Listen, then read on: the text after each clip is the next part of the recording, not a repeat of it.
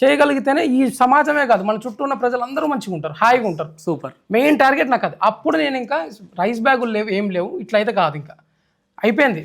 మా నాన్న అప్పుల్లోకి వెళ్ళిపోయాడు, ఆయన లోన్లు పెట్టి ఆ డబ్బులు నేను ఈఎంఐలు కట్టలేక.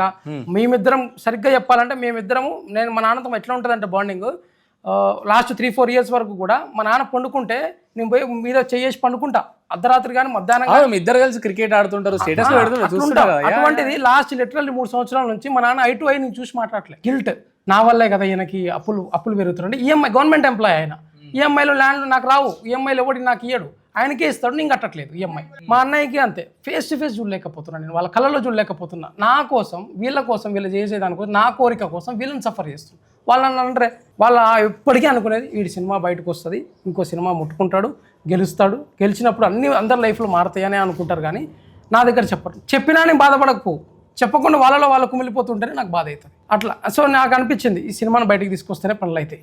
ఎందుకంటే ఇప్పుడు నేను ఎక్కడికైనా కథ చెప్పాలంటే ఇండస్ట్రీలో కథ చెప్పడం ఎంత కష్టమో నాకు తెలుసు. ఎంత కష్టం అంటే ఒక కొత్త డైరెక్టర్ బయటికి రావాలంటే చాలా కష్టం.